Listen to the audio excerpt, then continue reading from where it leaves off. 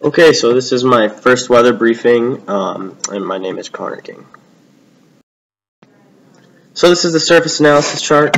We'll start off in Central America. A little bit east of Fargo there, you can see that there's a cold front that runs through South Dakota and Minnesota and a little bit in Canada. If you follow that cold front to the north, you'll run into an occluded front, which leads to a low pressure system with a central pressure of 1011, and also there is a trough associated with that low pressure system, as you can see, the orange dashed lines. Breaking off right in between the cold front and the occluded front, there is a stationary front that runs east on Canada, and there's two low pressure systems there, and then if you go a little bit east of those low pressure systems, there's another occluded front, and then a warm front, and another cold front. A little bit on the below Minnesota, looks like it's the border of Iowa and Minnesota. There is a low pressure system with a central pressure of 1009, and there's a cold front running through that as well. If you go a little bit west, you get the idea. There's high and low pressure systems there, and if you drop a little bit below that high pressure system on the border of Wyoming and Montana, you'll see another stationary front.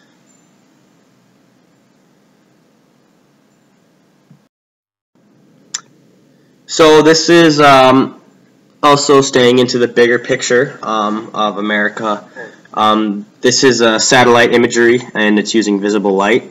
When you run the radar or the satellite image, all the clouds are moving easterly mainly, but you can see the clouds in the satellite. Looks like also this was taken 1940 Universal Time Code, and today, which is June 30th, 2017. You can see in North Dakota there's clouds there, and that's actually what's giving us our overcast today. If you run a little bit east there in Minnesota, you'll also see some pretty dense clouds just because of how thick the white is. If you run a little bit south in North Dakota and South Dakota, you'll see the same exact thing. And obviously quite a bit of clouds scattered through the Pacific and Atlantic Ocean.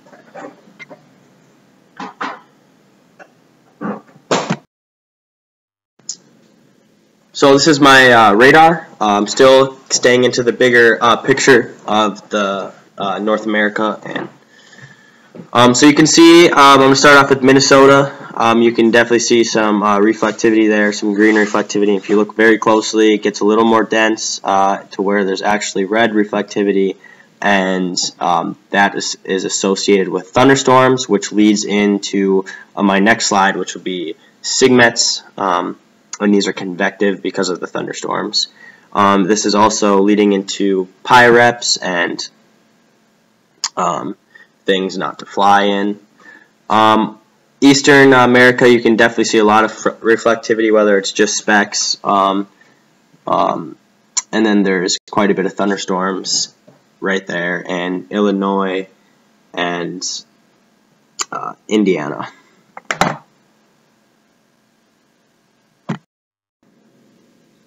So this is the SIGMETs and the AIRMETs. We had a convective SIGMET that I chose in Minnesota, so now I'm going to get a little more localized here.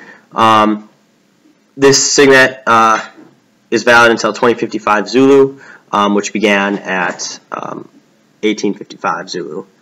The SIGMET is basically just saying that there's a developing thunderstorm moving from 320 degrees at 15 knots. The tops are all the way up to flight level 370, which is 37,000 feet. If you look to the right here, we have an AIRMET, and this is a G AIRMET, an icing AIRMET. The severity is moderate icing. The top's at 14,000 feet, and the base is at 10,000 feet, and it's due to ice. It's valid until 2017, 6/30, 1820 Zulu. And also you can see the different freezing levels. If you look at the blue lines going across America, you can see the one that starts in goes through Montana and Nebraska is freezing levels at 12,000 feet. And below that, all the way in southern America, right off the California coast, there's a freezing level at 16,000 feet.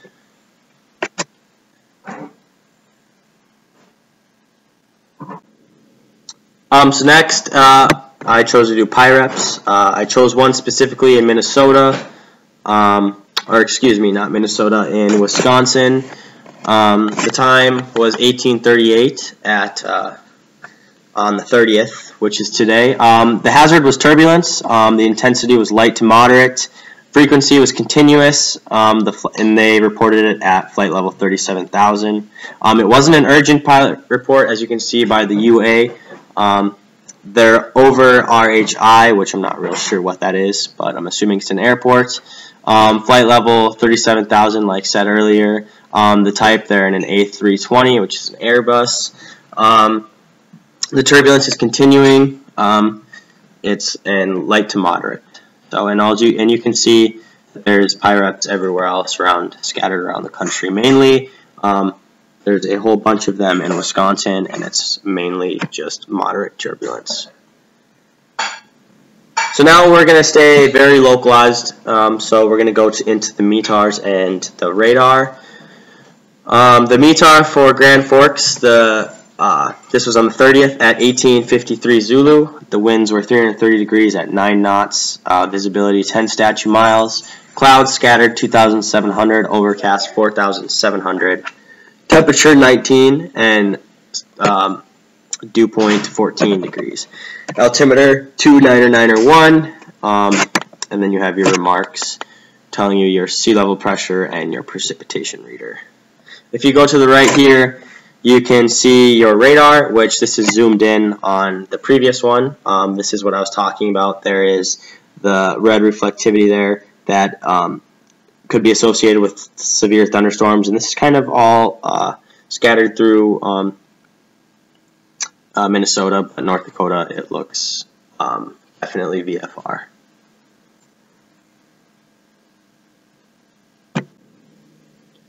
So here's our local area forecast and winds aloft. Our winds aloft here, you can see at Grand Forks, looks like it's coming from about 270 degrees, a little less, and it looks like that would be 20 knots. This is at 30,000 feet, and this is a 6-hour forecast. And then we have our area forecast here. North Dakota, and I'll just read the eastern half because we're staying localized. You have broken clouds at 6,000, tops at 12,000 feet. Isolated light showers and rain. At 0 Zulu, there's going to be scattered to broken clouds at 8,000. 04 Zulu, scattered 8,000, broken. And then the outlook is VFR.